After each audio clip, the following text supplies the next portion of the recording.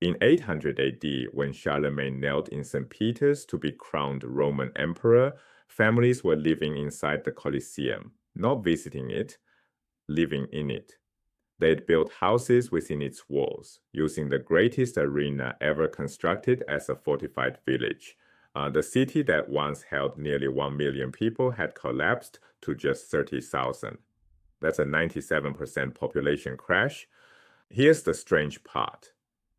The people living through this collapse didn't fully realize what was happening. Churches were still being built with mosaics celebrating the grandeur of the Roman name. How does a civilization collapse without its people noticing? The answer is in the pottery and the wheat, and the records the Romans obsessively kept. They left us the receipts, literally, pork supply records, welfare payment rolls, aqueduct water delivery logs. These aren't guesses. Romans documented everything. Archaeological surveys of abandoned buildings confirm what the records suggest. Watch the numbers. At its peak around 5 BC, Rome held 800,000 to 1 million people. By Constantine's time in 312 AD, about 600,000.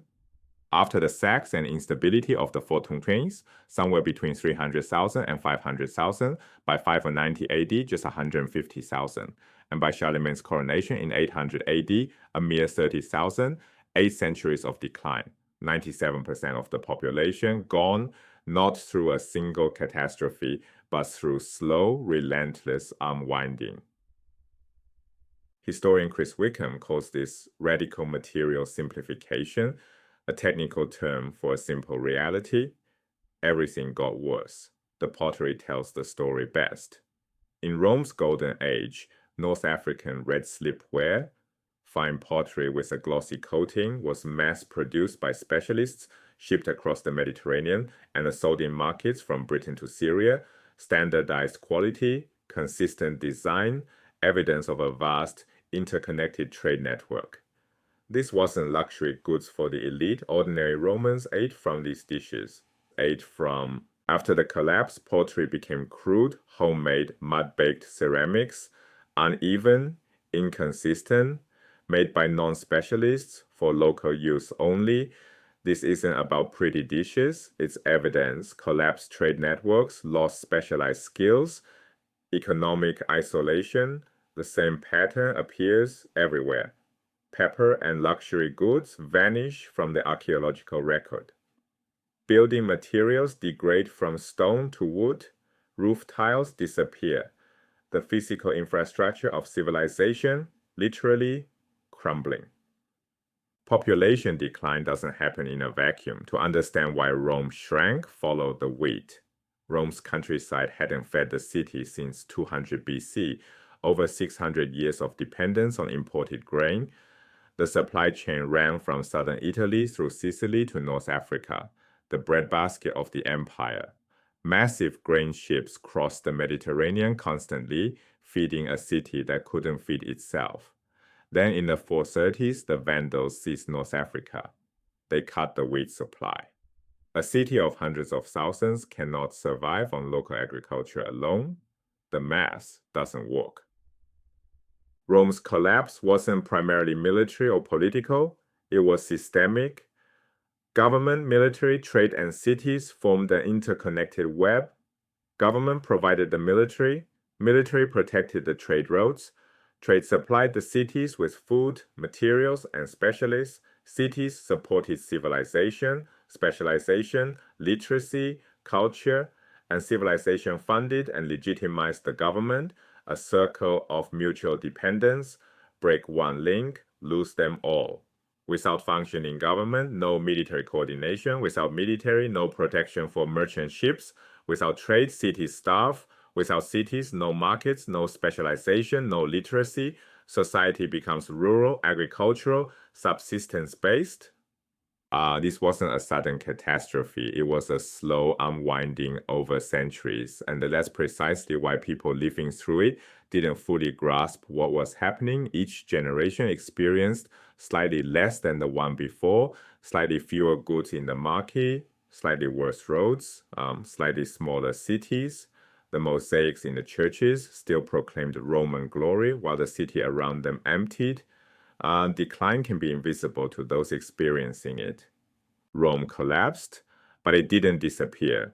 It transformed into 4 distinct successor traditions, each preserving different aspects of Roman achievement. Byzantium, the Eastern Roman Empire, called itself Roman, operated in Greek, and lasted until 1453. The barbarian kingdoms, Germanic rulers who didn't destroy Roman culture but actively tried to preserve Roman administration, law, and governance.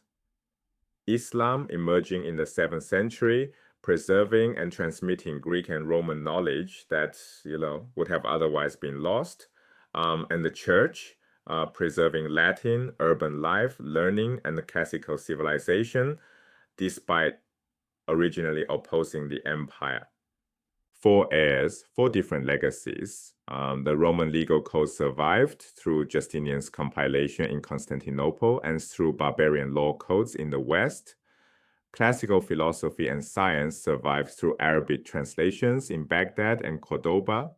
Latin literacy survived through monasteries copying manuscripts. The very idea of Rome survived as a legitimizing concept. Charlemagne claimed it, the Holy Roman Empire claimed it, even the Russian Tsars claimed it. Civilizations don't vanish, right? They transform. Their legacies persist in forms their founders never imagined, carried forward by successors they might not have recognized. Complex systems are fragile. They depend on interconnections we often take for granted.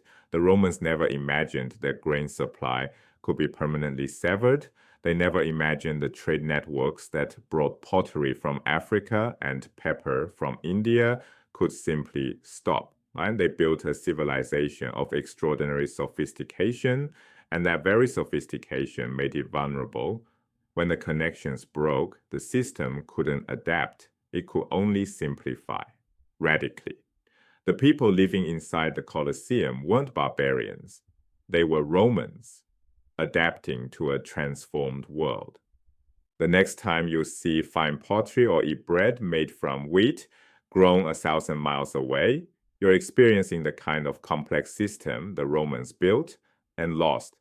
Civilizations are more fragile than they appear.